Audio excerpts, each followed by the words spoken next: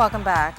The multi-million-dollar Roadworks project is just about complete, and today officials took a tour to see just how much more work needs to be done. Carla Palmer has his update. Residents were asked, but refused to comment, saying off camera they just want the roadworks to be finished and now. The excuses, they say, no matter how reasonable, are apparently no longer acceptable.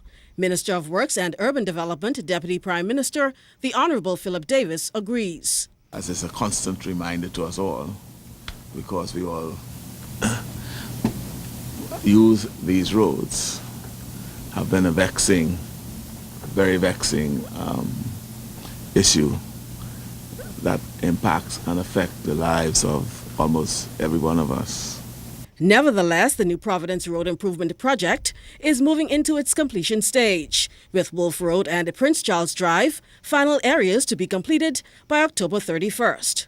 Date, approximately 7.6 miles of the agreed 15.7 miles of road have been substantially completed, and 6.2 miles of road have been paved with the first layer of asphalt. In addition to rebuilding and paving works, this project also includes supply and installation of water transmission mains, water distribution mains, and service laterals along all of the road corridors identified for construction. The water main installation component of the project is approximately 98% complete. Initially estimated at $119 million, project overruns ballooned the cost to $206 million for the 13 road corridors. In an effort to expedite the remaining works,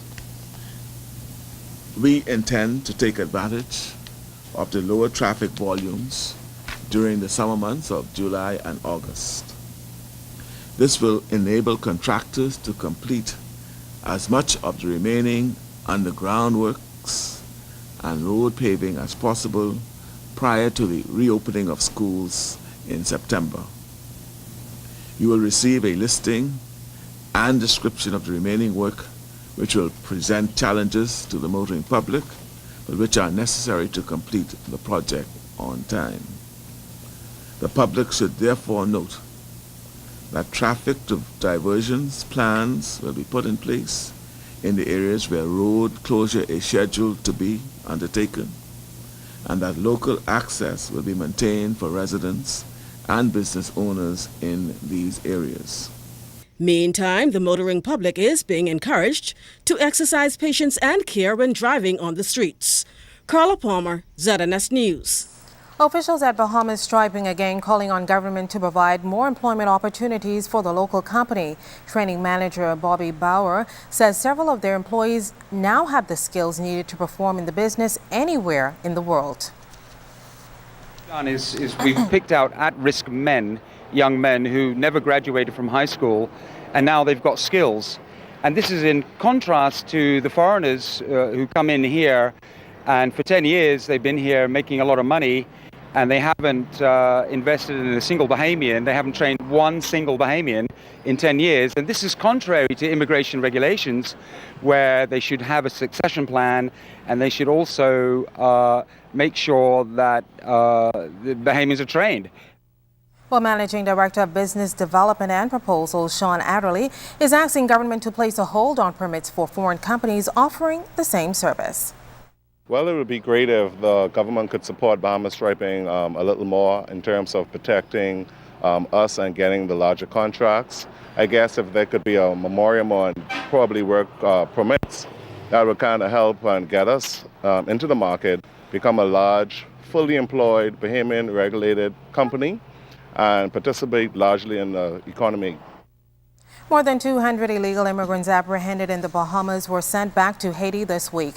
Immigration officials say the first exercise took place on Monday and the second group returned home yesterday.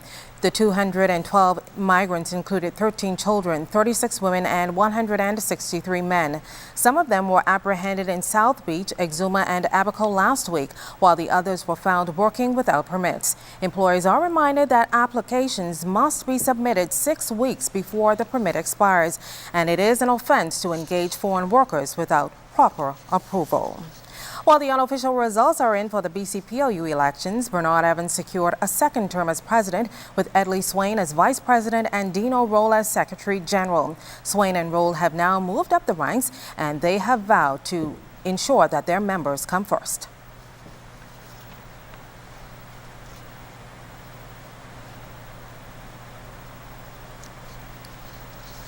Bahamas contract signed after 15 years. We will not deter. We will not deter. We come in the Cable Bahamas early in this administration. We have our convention to finish it first. We'll get into a conclave immediately.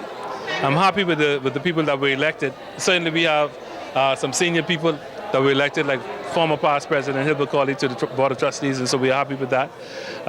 Mr. Dino Roll has been the Assistant Secretary General, now he's moved up to Secretary General. We're happy with that. And obviously, former trustee Adderley Swain, who's now my Vice President. We used to visit church like every quarter, and we got away from it. So I'd like to see us get back to that.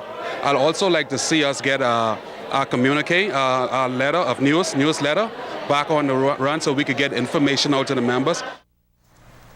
Now, the unofficial results show that the new administration is dominated by BTC staff. Some members feel as though the new administration may pay more attention to BTC's issues rather than those affecting ZNS, the Bridge Authority, and Cable Bahamas. Evans is aware of this and noted that it can only be changed constitutionally. We're going to look at every individual member to look at their succession plan, their career path going forward, to make sure that they've been dealt with fairly. All right, because you know that a lot of people now, workload have been expanded, but the pay didn't go with the workload, and so we're going to make sure and rectify those issues. Now, other unofficial winners include Lanza Miller as Assistant Secretary General, Ulrich Mortimer as the Treasurer, Arkland Watson was elected Area Vice President for ZNS, and Javot Cooper was elected as BTC's Area VP for Grand Bahama. Well, it's Mandela Day, a time to inspire individuals to do good. It also marks a global call for people to dedicate 67 minutes to do good deeds in honor of Mandela's 67 years of public service. Local students also participating in the observance, which falls on the birthday of the former South African president. On hand for the occasion was Foreign Affairs Minister Fred Mitchell, who gave the students a little history lesson about Mr. Mandela. He is an icon. Someone who is respected and revered, an African leader. Our people are mainly of African descent, and there's so many negative things being said about people of African descent, people who are from Africa, and so it's good when you have someone who is an upstanding citizen, who's dedicated his life to his people. And most of all, as a public figure, he knew when it was time to leave the stage.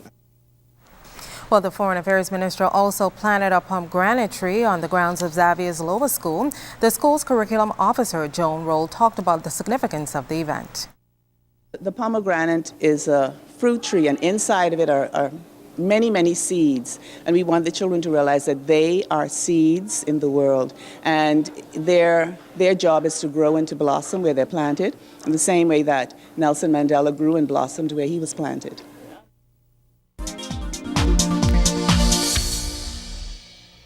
Welcome to tonight's edition of the Business Beat, sponsored by Royal Fidelity. Good evening, Bahamas. I'm Altaviz Munnings. Let's take a look at what's making business news today. Cyan Bevins and Tennille Newton are the latest Bahamians added to the Nassau Airport Development Company's management team.